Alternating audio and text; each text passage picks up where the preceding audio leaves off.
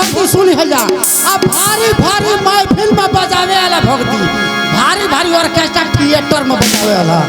अब सुनो सब है आरे मौसी रे मौसी, वही में कौन कॉलेज का हो रे आता पूजा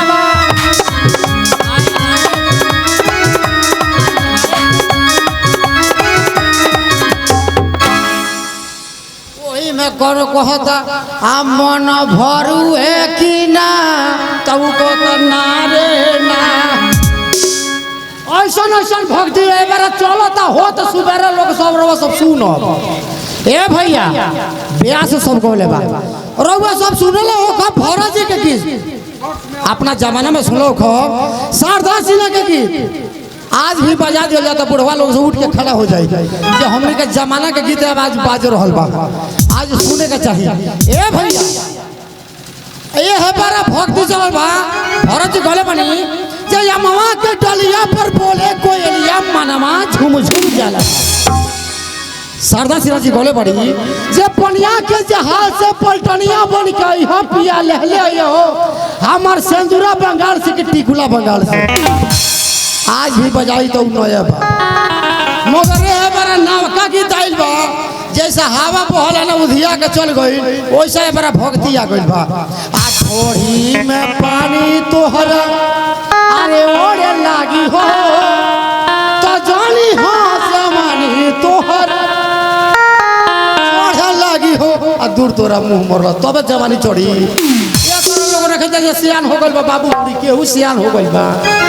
ऐसा ऐसा भक्ति आ गइल बा तरी है दूसर का भक्ति सुनी हो जा। हमरा लहंगा में मीटर लगा दी राजा जी, इहो भक्ति है। ई सब नवका भक्ति हम जाए बाकी बाजल शुरू होई।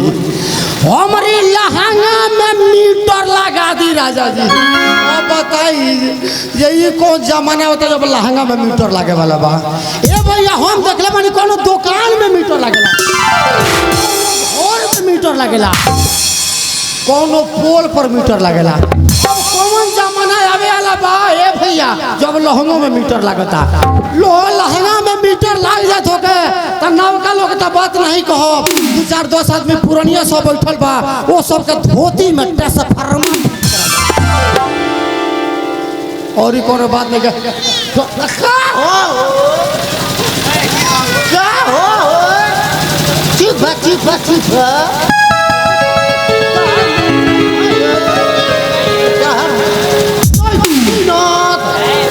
चीनो रे हमर बाबू तू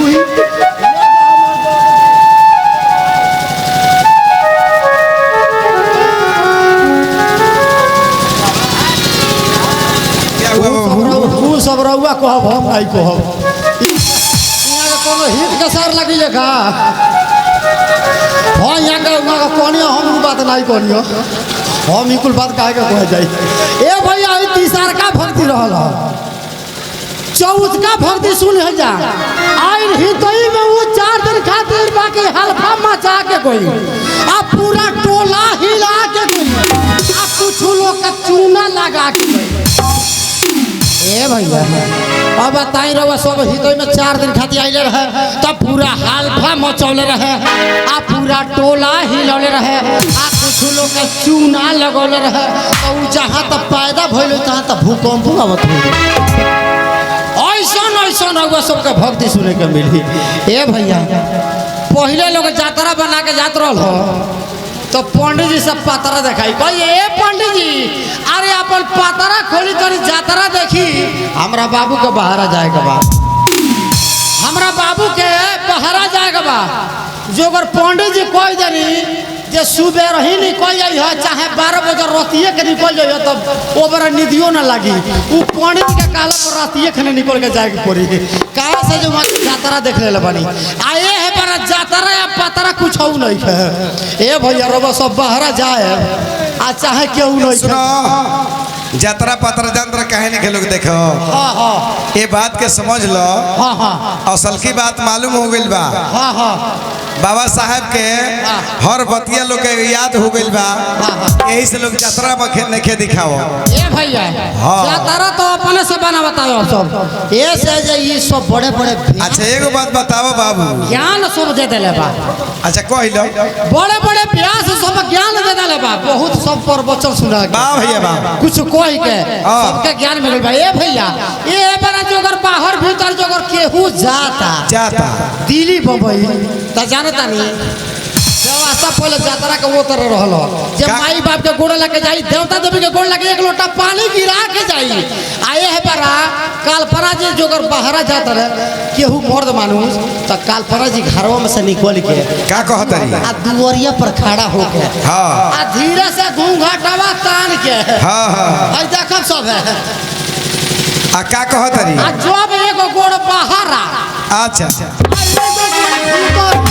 अच्छा अब मर्द का भय आज जैसे ही मरद उनकर निकलता रहे जैसे उनका मर्द निकलता अब तैसे कहता रही आ तले आड़वा खड़ा होके कहता रही का कहता रही हो एगो चुमा ले ली राजा कोनी जाई जाता रे ए हाय बिजली कहाँ गिरी तारा बाप के छाती पर ओ ई मुंह तो पियाना जब देखल से साड़ी पहनल तो ये बड़ा बिजली कहवा गिरी ए सुनो नु जब तू ओढ़े लू हमार करे जब थक थक थक करे लागला अरे ओढ़े लू हां क्या करे के कहत रहो ए मर तोरे कहत रही मर तू चलो यहां से हमरा बर्बाद कर अच्छा अच्छा गलती कह देने का हो हां ई काल्पना जी कहत रही हम नहीं करी काल्पना जी यात्रा बनावत रही ओ बता चुमा ले यात्रा बजा तू जब मेरे खतरा को जाई 12 बरस बाद आए तो कौन चिंता ध्यान दे एने जोगी जी बैठल बनी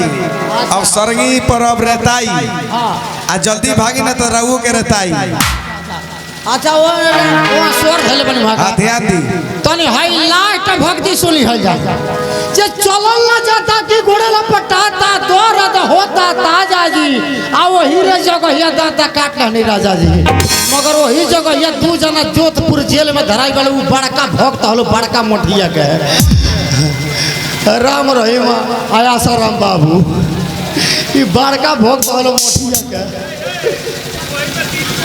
अब वही में हो यहाँ का स्वाति जी बाड़ी ए भैया और वो सब इतना देखे नहीं हो और वो सब साफ सके अब वो सके मन चाहा प्रणाम सब देखी अब भरे वाला बाप भी फाड़ दी माइसी करके वो सब प्रणाम देखी नमस्कार बा हेलो हेलो नमस्कार बा